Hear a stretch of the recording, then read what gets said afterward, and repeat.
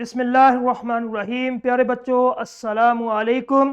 امید ہے کہ آپ سب خیریت سے ہوں گے۔ میں ہوں آپ کا معلم محمد اسامہ انس۔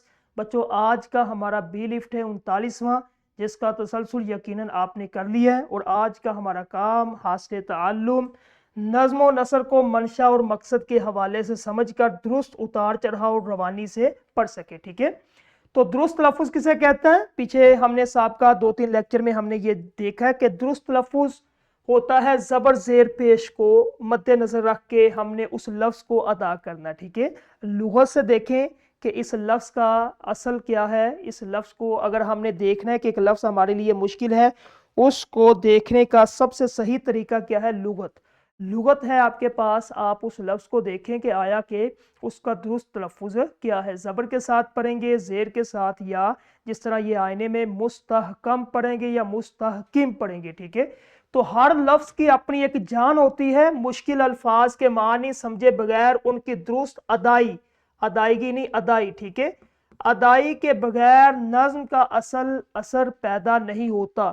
اگر آپ نے نظم کو پڑھنا ہے، کیونکہ یہ نظم کا سبق ہے، نظم کا یہ حاصل تعلم ہے، اس کو اگر آپ نے درست ادائی یعنی کہ روانی اور صحیح تلفظ کے ساتھ نہیں ادا کیا، تو پھر نظم کا جو اصل اثر ہوگا وہ اس کا فائدہ نہیں ہوگا۔ ٹھیک ہے، الفاظ کی ادائی واضح، صاف اور پر اعتماد ہونی چاہیے۔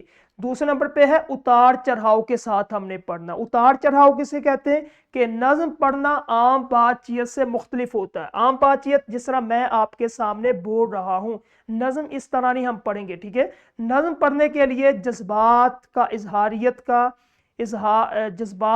اظہار، آواز کے درست اتار یعنی کہ آواز دھیمی کرنی ہے، چڑھاؤ کہ آواز کو کہاں ہم نے بلند کرنا، اس کے ساتھ ہم اس نظم کو یعنی کہ نظم کو ہم نے اس طرح پڑھتے کہ کس جگہ پہ ہم نے شعر کو کم جو ہے الفاظ کے ساتھ یا پھر جو ہے دھیمی آواز کے ساتھ پڑھنا، اور کس جگہ ہم نے بلند کرنا ہے۔ ٹھیک ہے، لفظ کو، تو یہ اتار چڑھاؤ ہوتا ہے۔ اس طرح آپ اگر نظم کو پڑھیں گے، اس کو لے بھی کہتے، آہنگ بھی کہتے۔ ٹھیک ہے، تو نظم خوانی کے آداب کیا کرنا ہے ہم نے؟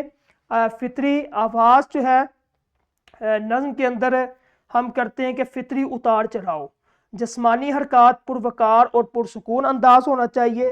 نظروں کا رابطہ آپ نے جب نظم پڑھنی ہے سامعین کی طرف ہونا چاہیے، اور اس کے اندر آپ نے بہت زیادہ چیخنا گنگنانا نہیں ہے، غیر ضروری طور پہ ہلنا نہیں ہے آپ نے جب آپ نے نظم پڑھنی ہے۔ ٹھیک ہے، اور آپ نے جب نظم پڑھنی ہے آپ کی نظر زمین یا چھت کو تکنا نہیں، بلکہ آپ نے سامعین جو سامنے آپ کی نظم کو سن رہے ان کو دیکھنا ہے۔ ٹھیک ہے، اور پھر آپ نے نظم کو پڑھنا ہے۔ تو یہ تمام مہارتیں جو ہے جب درست تلفظ، بہترین آہنگ اور مناسب جسمانی حرکات ایک ساتھ ملتے ہیں تو ایک شاندار نظم خوانی وجود میں آتی ہے۔ ٹھیک ہے، تو اس طرح آپ نے کرنا ہے۔ کلاس کے اندر جتنے بھی اساتذہ ہیں انہوں نے ہر ایک بچے سے ایک ایک مصرع یا ایک ایک نظم دے، تاکہ بچہ اس کو روانی کے ساتھ اور اتار چڑھاؤ کے ساتھ درست اس کو پڑھ سکے، اور ان کو پڑھنے کا طریقہ پہلے خود بتائیں، پھر وہ خود پڑھیں گے، اور جب یہ کام مکمل ہو جائے تدریسی جانچ کلاس میں کریں اور نکھار کے لیے گھر میں کام دے دیں۔ تو آج کا ہمارا لیکچر یہ ختم ہوا، کل انشاءاللہ ایک نئے لیکچر کے ساتھ ملیں گے۔ السلام علیکم۔